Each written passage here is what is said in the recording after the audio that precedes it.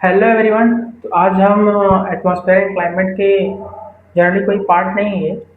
अभी तक जितना भी पढ़ा है उसके बारे में आज हम जनरली क्वेश्चन प्रैक्टिस ही करेंगे, क्योंकि क्या है कि आगे जो पढ़ते चले जा रहे हैं एनसीईआरटी, तो जितना पढ़ रहे हैं एनसीईआरटी उसके हिसाब से क्वेश्चन तो हो ही जा रहा है, लेकिन जो पीछे वाला है उसका लिंक नहीं हो पा रहा है। पीछे वाला का मतलब जैसे अभी तुमने वेरियस अमाउंट ऑफ गैसेस के बारे में पढ़ा था कि नाइट्रोजन कितना, ऑक्सीजन कितना है, और तुम्हारे अदर गैसेस कितने में है, आर्गन कितने में है, CO2 0.04% में है। तो इन सब के बारे में थोड़ा चीज़ें क्या है, लिंक नहीं हो पा रही। स्टार्टिंग का तो तुम अभी जस्ट जो पढ़े उससे कल पढ़े थे उस दिन कि प्रेसिपिटेशन टाइम, टेम्परेचर और ह्यूमिडिटी का क्या इफेक्ट है elements of weather and climates में। तो उस पर क्वेश्चन कर लिए जस्ट पूछूंगा, बता दो। लेकिन पीछे का अरे पूछो कि नाइट्रोजन का कितना परसेंट एटमॉस्फेयर है, तो क्या बताओ बताओ। ऑक्सीजन का पूछूं तब, आर्गन का पूछ लूँ, अदर रेस्ट ऑफ गैसेस तुम्हारे जितने भी हैं उसकी कितना होगा तब। फिर मैं अगर पूछ लूँ बताओ अच्छा स्ट्रेटोस्फेयर की कितनी लेंथ है, थर्मोस्फेयर कितनी है, मेसोस्फेयर की कितनी है, एक्सोस्फेयर की कितनी है, कौन सी ऐसी दो गैसेस हैं जो तुम्हारी एक्सोस्फेयर में इमर्ज होती हैं, नाम बताओ। तो तो डब्बा खाली भी हो सकता है, कुछ लोगों को नहीं समझ आएगा। तो सोच रहा हूँ इसीलिए आज मैंने ओनली केवल तुम्हारा क्वेश्चन प्रैक्टिस सेशन है, एनसीईआरटी जस्ट तुम्हारी एनसीईआरटी से ही उठा के क्वेश्चन सब लाया हूँ। तो इसको फर्स्ट मतलब तुरंत चलो डिस्कस कर लेते हैं, क्योंकि अगर देखो क्वेश्चन प्रैक्टिस में क्या है, अगर मैं पहले पूरा रिवाइज ही करवा दूँ तो क्या होगा कि लेक्चर बहुत ही मतलब कि लंबा ड्यूरेशन का हो जाएगा। और लंबा ड्यूरेशन होगा तो हाँ तो बोरिंग भी हो जाता है कि हाँ अरे कितना बहुत उतना बड़ा क्वेश्चन मतलब लंबा क्या है। मतलब लॉन्ग ड्यूरेशन लोग लेक्चर तभी मतलब वो नहीं करते ना कि हाँ बहुत लॉन्ग ड्यूरेशन, लेकिन उनको पता नहीं कि लॉन्ग ड्यूरेशन का कुछ तो होगा इसमें मटेरियल। ठीक है, तो इसके पीछे मैंने बताया है क्या मतलब डायरेक्ट एनसीईआरटी रीड करके मैंने बताया है। तो अगर इसको देखना है पहले तो इसको लेक्चर को देखें पहले पहले पहले पढ़ के आप, क्योंकि अगर नहीं पढ़ के आओगे तो फिर यहाँ से बाउंस करेगा पीछे, कुछ समझ नहीं आएगा कि हाँ अरे मास्टर भाई साहब ये ट्यूशन करा रहा है, मास्टर इसमें क्या होगा, दिमाग मेरा हिल जा रहा है। कुछ लोगों को लगेगा कि ट्यूशन में क्या है। ठीक है, पीछे का जितना पार्ट मैंने कहा डायरेक्ट एनसीईआरटी पढ़ा है, उसके पीछे वाले नहीं देखे तो कोई दिक्कत नहीं, क्योंकि डायरेक्ट अगर एनसीईआरटी पढ़ के जो है एनसीईआरटी सीरीज जो फॉलो कर लोगे ना, वो भी जो पार्ट 5 पार्ट 6 जो भी मैंने पढ़ा है उसको भी कर लोगे तो भी क्वेश्चन हो जाएगा। एनसीईआरटी क्वेश्चन बन जाएंगे, लास्ट में जाकर डिस्कशन भी करूंगा। ठीक है, चालू करें। जब नहीं देखे हैं डिस्क्लेमर यही कि मत देखना है अभी, नहीं तो क्वेश्चन एक भी नहीं बनेंगे। मतलब कुछ कॉमन सेंस भी क्वेश्चन में लेके आऊँ वो शायद बन जाए, लेकिन ज़्यादातर है कि नहीं बनेगा, नहीं पढ़ के आए होंगे। तो बाद में फोबिया मत करना है कि भाई अरे मास्टर क्या ही पढ़ा दिए। ठीक है, तो चालू करो। Question number first, question number first है the atmosphere is mainly is a mixture of, हमारा जो ब्रह्मांड है जो एटमॉस्फेयर है वो किसका मिक्सचर है। Atmosphere is generally mixture of किसका है। पहला ऑप्शन है तुम्हारा लिक्विड है। ऑप्शन पहले देखो फिर बता रहा हूँ। पहला ऑप्शन क्या दिखा, देखो लिक्विड है। ऑप्शन देखो तो बता रहा हूँ। पहला तुम्हारा ऑप्शन दे रहा है लिक्विड है, लिक्विड के बाद तुम्हारा फिर है गैस है, फिर देखो इधर तुम्हारा रॉक है, और लास्ट में सबसे ज्यादा मिनरल दिया है। तो 4 ऑप्शन है तुम्हारे। अब बताओ एटमॉस्फेयर किसका मिक्सचर है, लिक्विड का मिक्सचर है, गैस का मिक्सचर है, रॉक का मिक्सचर है, कि मिनरल का मिक्सचर है। तो देखो कॉमन सेंस अगर देखो ना तो एलिमिनेशन मेथड यूज किया गया। एलिमिनेशन मेथड से अगर हम देखें तो ये तुम्हारा मिनरल तो नहीं होने वाला। मिनरल क्यों नहीं होगा बताओ। मिनरल इसलिए नहीं होगा क्योंकि मिनरल तुम्हारे एटमॉस्फेयर का पार्ट नहीं है, तुम्हारे अर्थ क्रस्ट का पार्ट है। अर्थ क्रस्ट में बहुत वेरियस अमाउंट ऑफ तुम देखोगे माउंटेन्स, प्लेन, वैली है। तो उसमें जब तुम उसको माइनिंग करोगे, उसको खोदोगे तो निकालोगे भाई साहब मिनरल निकल गया, सोना निकल रहा है, आयरन निकल रहा है, गोल्ड निकल रहा है, तो बहुत सारे मेटल निकल रहे हैं। और अगर रॉक्स की बात करोगे तो रॉक भी तुम्हारा अर्थ का पार्ट है, एटमॉस्फेयर का पार्ट थोड़ा है। एटमॉस्फेयर मतलब जनरली एयर कॉम्बिनेशन से और उसकी लेयर्स के बारे में कि स्ट्रेटोस्फीयर, थर्मोस्फीयर, एक्सोस्फीयर में कौन कौन सी हैं, गैस में नाइट्रोजन, ऑक्सीजन, ये सब, ये तुम्हारा एटमॉस्फेयर का पार्ट जिसको तुम्हारी ग्रेविटी खींच के रखी। तो रॉक भी तुम्हारा आंसर नहीं होगा, एलिमिनेशन मेथड से अगर लगाओगे तो रॉक भी तुम्हारा आंसर नहीं होगा। लिक्विड, लिक्विड भी हमारा अर्थ क्रस्ट का ही पार्ट हो जाता है, तो एलिमिनेशन मेथड लगाओगे तो ऑप्शन नंबर बी जो होगा तुम्हारा सही हो जाएगा। क्योंकि एटमॉस्फेयर हमारे जनरली गैसेस का मिक्सचर है, उसमें वेरियस अमाउंट्स ऑफ लेयर्स का फॉर्मेशन होता है इन्हीं गैसेस के मिक्सचर के हिसाब से। जो थिन गैसेस होती है वो तुम्हारी एक्सोस्फीयर के आसपास मिलती हैं, और उसके बाद मेटियोर्स बनवाते हैं मेसोस्फीयर में, थर्मोस्फीयर, एक्सोस्फीयर, स्ट्रेटोस्फीयर, रेंज इसका बताया गया। ठीक है, पहला क्वेश्चन का हो जाएगा ऑप्शन नंबर बी। पहला क्वेश्चन ऑप्शन नंबर बी देगा। Question number second, question number second क्या है देखो। क्वेश्चन नंबर सेकंड ये बोल रहा है कि which force pull the atmosphere around the earth. ऐसा कौन सा फोर्स है जो हमारी एटमॉस्फेयर को या एटमॉस्फेरिक गैसेस को अपनी तरफ खींच के रखता है? तो ग्रेविटेशनल फोर्स हो जाएगा।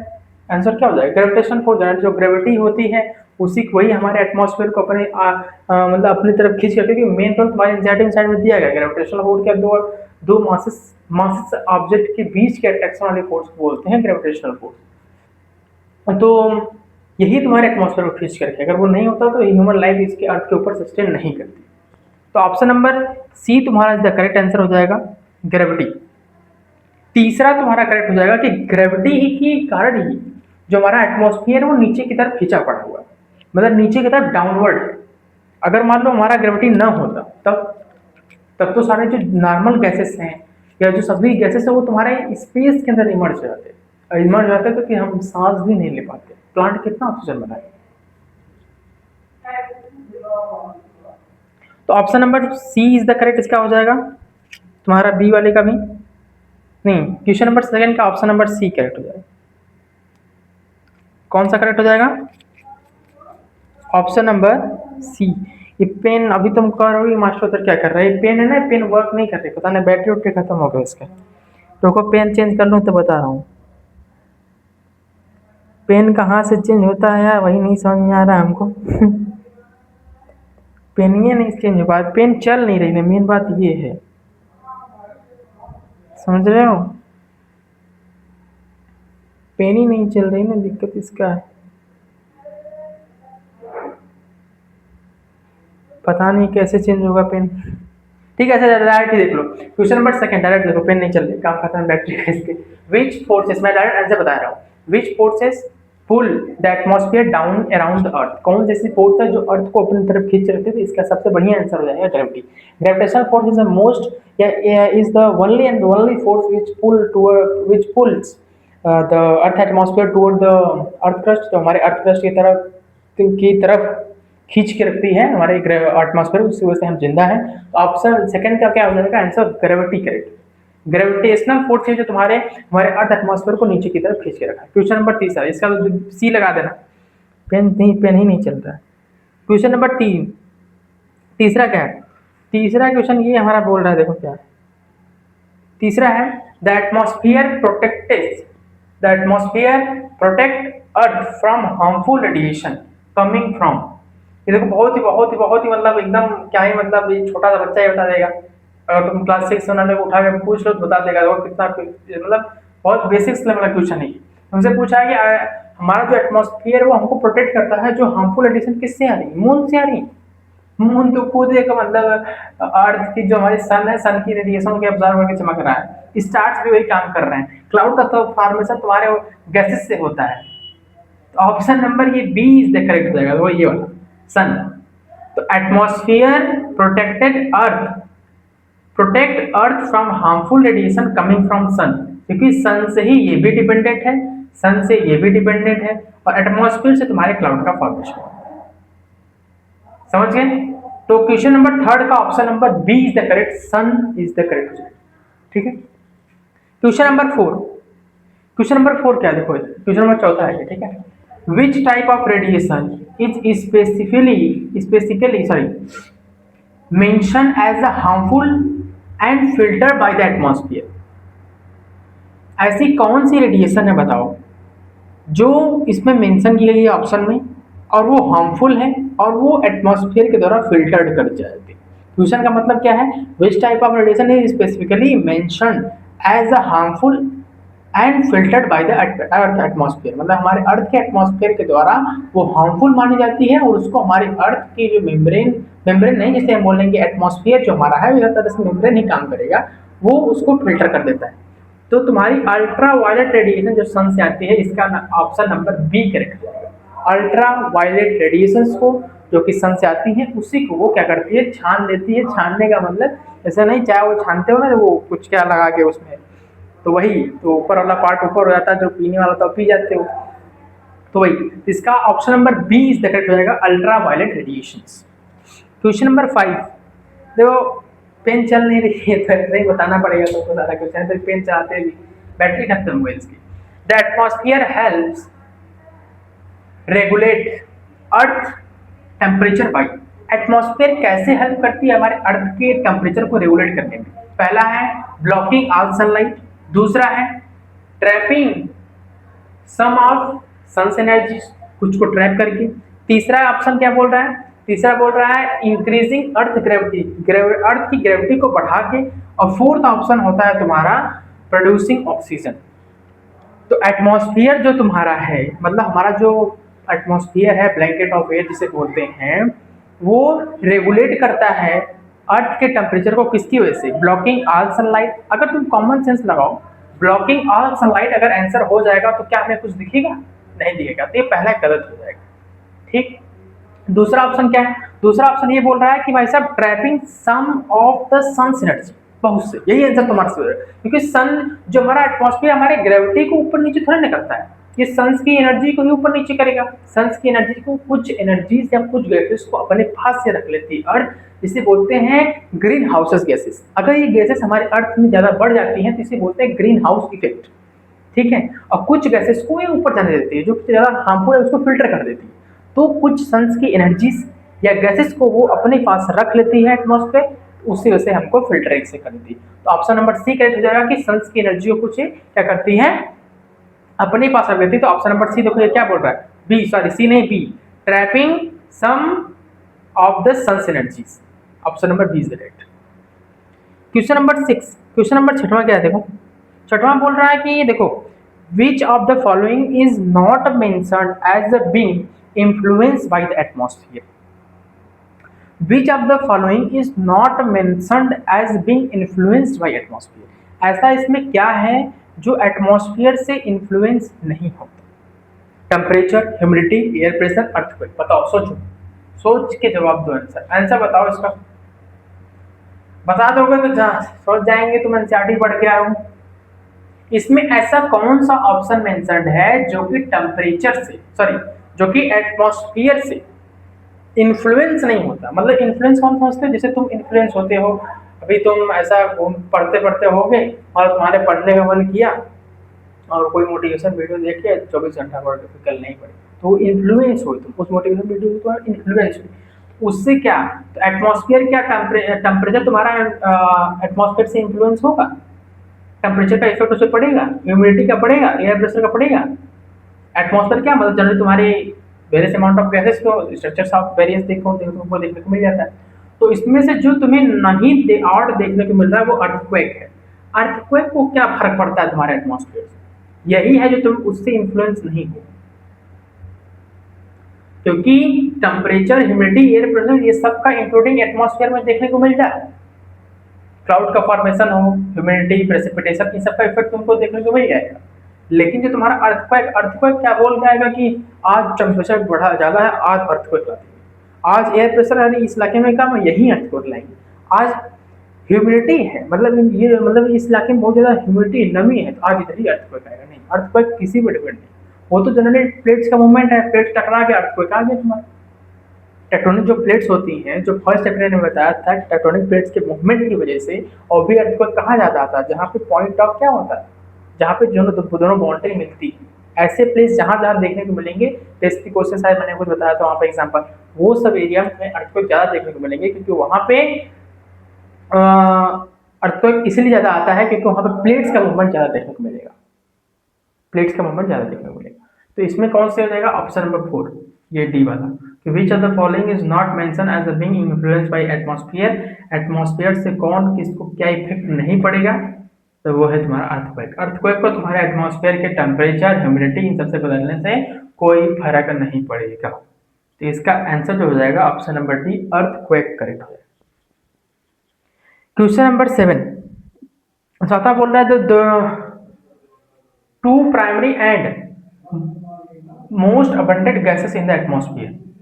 दो प्राइमरी और मोस्ट अबंडेंट गैसेस एटमॉस्फेयर के बताओ। अबंडेंट का मतलब तो ज्यादा मात्रा में हो, जैसे नाइट्रोजन 78%, जैसे ऑक्सीजन 21%, आर्गन तुम्हारा 0.9%, अदर गैसेस 0.0 में आती है, वाटर वेपर 0.1 से 0.4 के बीच में लाई करता है। तो तुम बताओ कौन से अबंडेंट है? नाइट्रोजन और ऑक्सीजन। Nitrogen 78%, oxygen 21%। तो मिला लो। देखो CO2 पहला दिया है, यहाँ पे क्या दिया देखो, इधर देखो, इधर इसमें क्या दिया देखो, पहला दिया है CO2 एंड आर्गन। CO2 तुम्हारा 0.04, आर्गन तुम्हारा 0. ये तो बहुत ही लीस्ट हो जाएंगे। नाइट्रोजन और oxygen, option B is the correct हो जाएगा, क्योंकि ये बहुत ही कम होता है। यदि इसमें ऑक्सीजन तो ज्यादा है लेकिन CO2 बहुत कम है, तो option number B is the correct. Nitrogen and oxygen हो जाएगा तुम्हारा ऑप्शन नंबर बी। ठीक। Question number 8, nitrogen constitute approximately, nitrogen की वैल्यू बताओ लगभग कितने होती है एटमॉस्फेयर। पहला है 21%, 21% तुम्हारा तो ऑक्सीजन था, ऑक्सीजन 21% होता है। दूसरा दिया 78% जो कि नाइट्रोजन होता है, 0.93 आर्गन है, 0.04 CO2। तो नाइट्रोजन का पूछा, ऑप्शन बी 78% करेक्ट हो जाएगा। Option B is the correct. Question number 9, question number 9 क्या है, ऑक्सीजन कॉन्स्टिट्यूट अप्रोक्सीमेटली, ऑक्सीजन की वैल्यू बताओ। ऑक्सीजन कितना है, 78 है, 78% अभी बताया, नाइट्रोजन था। क्या तुम्हारा 21% है? हाँ, option number B is the correct हो जाएगा।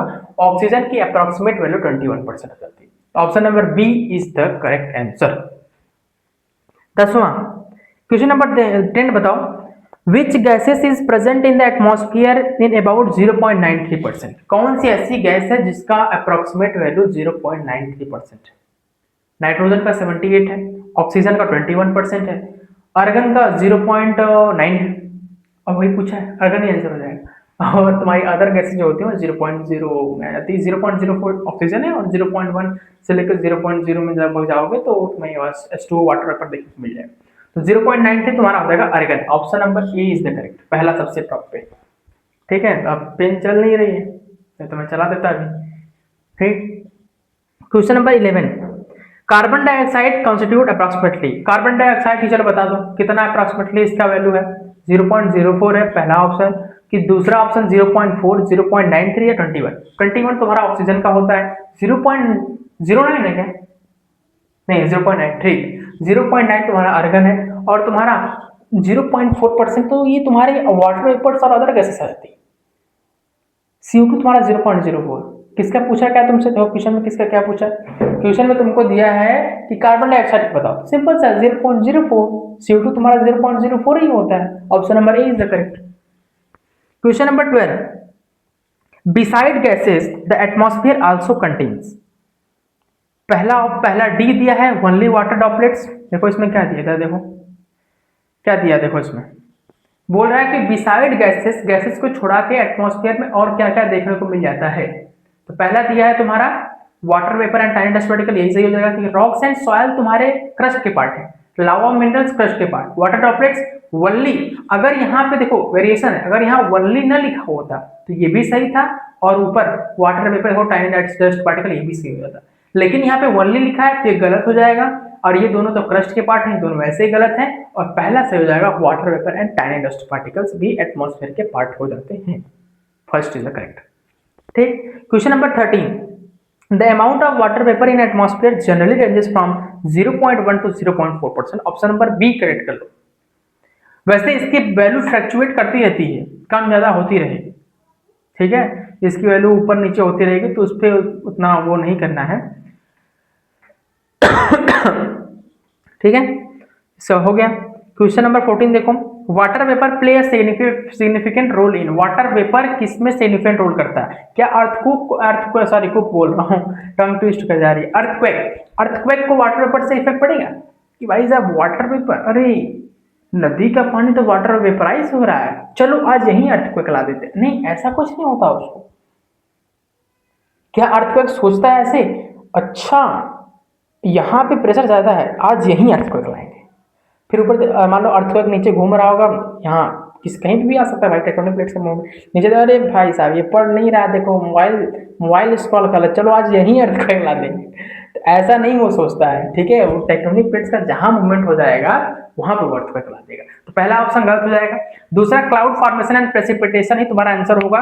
Water vapour play a significant role in the cloud formation and precipitation.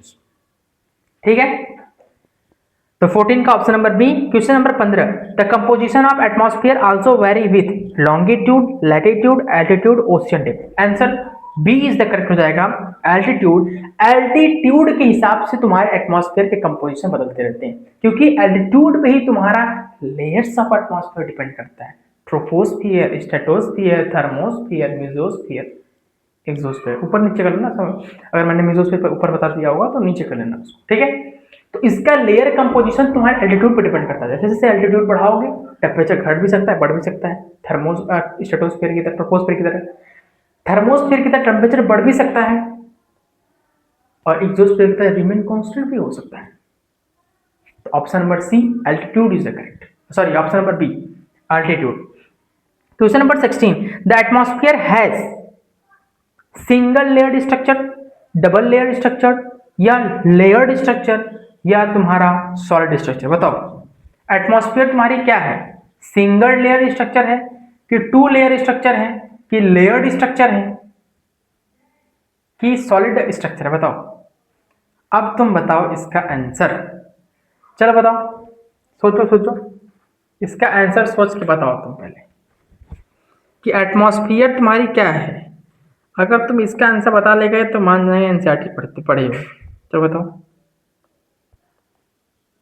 बताओ एटमॉस्फेयर, क्वेश्चन नंबर 16 बहुत ही खतरनाक क्वेश्चन है। Atmosphere has single layer structure, double layer structure या फिर लेयर्ड स्ट्रक्चर या fourth option solid layer structure. बोलो इसका कौन सा ऑप्शन सही होगा बताओ। एटमॉस्फेयर तुम्हारा कैसा है, सिंगल लेयर्ड है या टू लेयर्ड है या फिर तुम्हारा लेयर्ड स्ट्रक्चर है? मतलब थोड़ा कंफ्यूजिंग है। अब तुम सिंगल लेयर्ड भी आंसर दे सकते हो और नीचे लेयर्ड भी लगा है। लेयर्ड का मतलब क्या, वही सिंगल लेयर होता है। और सिंगल लेयर बोलो मतलब लेयर्ड सिंगल लेयर मैच कर रहा है, और दूसरा है डबल लेयर और तीसरा है सॉलिड लेयर। सोचो, सोच के बता दो, बताओ बताओ बताओ, सोचो सोचो।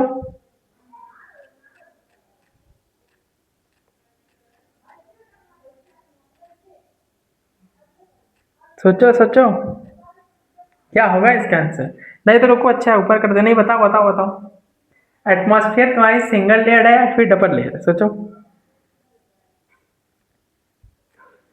क्या होगा इसका आंसर। थोड़ा सा स्टार लगाना इस क्वेश्चन पे क्योंकि बहुत लोग फंसेंगे इसमें,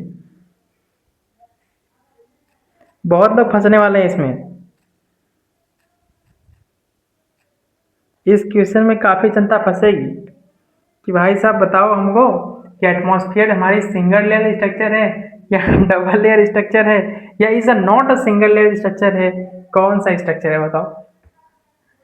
क्या ये सिंगल है कि डबल है कि है नहीं है, या बताओ या सॉलिड स्ट्रक्चर है? बताओ एटमॉस्फेयर क्या है, सोचे बताओ। इसका आंसर हो जाएगा, अब तुम थोड़ा सा कॉमन सेंस लगा सकते हो कि सॉलिड स्ट्रक्चर होता है क्या हमारे एटमॉस्फेयर का। अगर सॉलिड होता तो सॉलिड जो पार्टिकल होते बहुत आसपास होते, बहुत आसपास होंगे। अगर सॉलिड, हम ये गैसियस इन्वायरमेंट है इसलिए अपना हाथ पैर हिला सकते हैं, लेकिन अगर सॉलिड स्ट्रक्चर हो जाएगा तो हम फ्रीज हो जाएंगे, कहीं मूव भी नहीं कर पाएंगे। एक जगह ऐसे जैसे ये दरवाजा है, जैसे मान लो तुम्हारे घर का दरवाजा होगा, वो सॉलिड स्ट्रक्चर होता है तो जगह फिक्स होता है ऐसे, वैसे हम भी फ्री हो जाएंगे ऐसे। सोचो, तो डी ऑप्शन तो ऐसे ही काट दो, सॉलिड स्ट्रक्चर। दूसरा है टू लेयर स्ट्रक्चर। क्या डबल लेयर स्ट्रक्चर होती है हमारी atmosphere? A blanket of layer होता है, एक चादर होती है एटमॉस्फेयर की। तो इसमें option number C most appropriate जो लगाओगे वो सी होगा तुम्हारा लेयर्ड स्ट्रक्चर। कौन सा स्ट्रक्चर? Layered structure. क्योंकि तुम टू लेयर्ड भी नहीं बोल सकते। बताओ क्यों नहीं बोल सकते?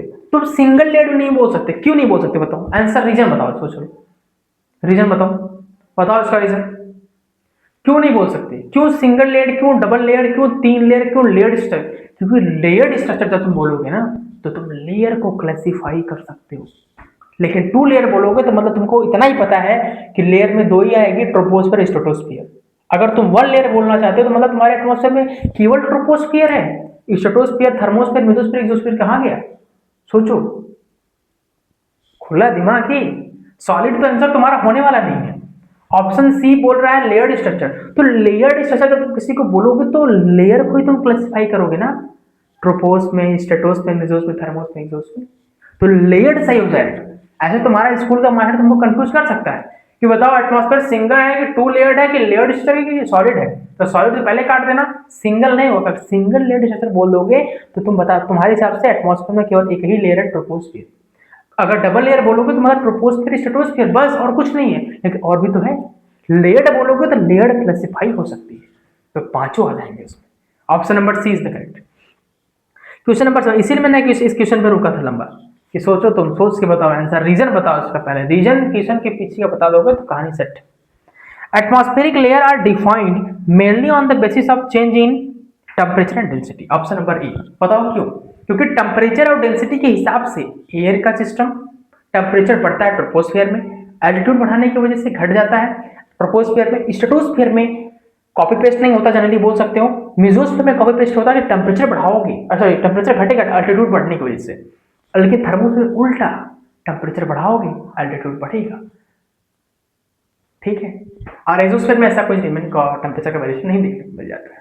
ठीक है, तो टेम्परेचर एंड डेंसिटी तुम्हारी मोस्ट अप्रोप्रिएट क्लासिफिकेशन होगा एटमॉस्फेरिक लेयर्स का, या उसमें चेंजेस लाने का।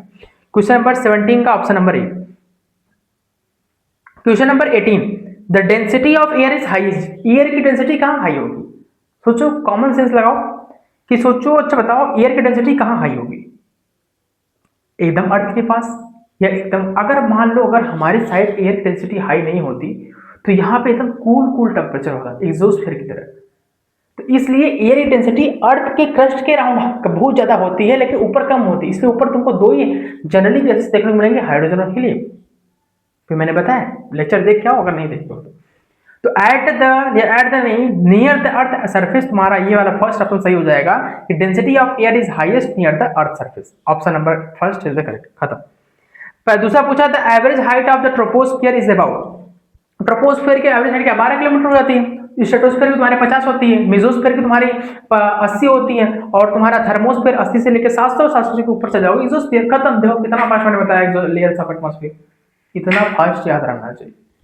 ठीक है, 12 kilometre, option number B. Question number 20, तो जो हमारा क्वेश्चन नंबर 20 है उसमें पूछा गया था, almost all weather phenomena such as the rainfall, fog, hail and hail, मतलब रेनफॉल, फॉग हो चाहे हेल, कहाँ तुमको देखने को मिलता है? जिसका आंसर तुम्हारा हो जाएगा थर्मोस्फेयर, ट्रोपोस्फियर, क्योंकि जनरली जो तुम्हारे इन सब का जो फॉर्मेशन होता है ना वो इसी में होता है, और आंसर तुम्हारा ट्रोपोस्फियर ही होगा। लेकिन अब दिक्कत ये हो रही है कि जो हमारा ये सिस्टम है ये कर रहा है। ठीक है, तो 20 तक आज इसको डिस्कस करके छोड़ दे रहा हूँ, क्योंकि अभी जस्ट ये बंद हुआ है। ठीक है, बंद होकर मुझे दोबारा रिकॉर्डिंग ऑन करना पड़ा है। ये बंद हो गया था सिस्टम, फिर सिस्टम ये हैंग कर रहा है, हीट हो गया बहुत ज़्यादा ये। ठीक है, तो अभी तक मैंने 20 क्वेश्चन करा दिए हैं, जो रिमेनिंग तुम्हारे 5, 6, 8 क्वेश्चन बच रहे हैं वो अभी जो नेक्स्ट पार्ट जो लेकर आऊँगा, नेक्स्ट पार्ट जो रहेगा जिसमें हम हमारा यहाँ तक हो ही गया है, सीजन एंड क्लाइमेट के बारे में स्टार्ट करना है कि प्री मानसून, मानसून, तो उसको स्टार्ट करेंगे। अब बस ये सिस्टम हीट न कर जाए तो फिर ये रिकॉर्डिंग बंद हो जाएगी पूरी। ठीक है, तो 20 क्वेश्चन मैंने करा दिया है, कोई दिक्कत नहीं, 20 तक क्वेश्चन कर लो। उसके बाद जो 5, 6, 8 क्वेश्चन बचेंगे उसको मैं सीजन्स वाले पार्ट पे खत्म कर दूंगा। ठीक, सीजन्स वाले पार्ट में मैं 10 क्वेश्चन अगर सीजन्स में कराऊंगा तो 5 क्वेश्चन इसको भी मिला दूंगा उससे। ठीक, तो मिलते हैं फिर पार्ट 6 में, तब तक के लिए ओके बाय, थैंक यू, जय हिंद, जय भारत।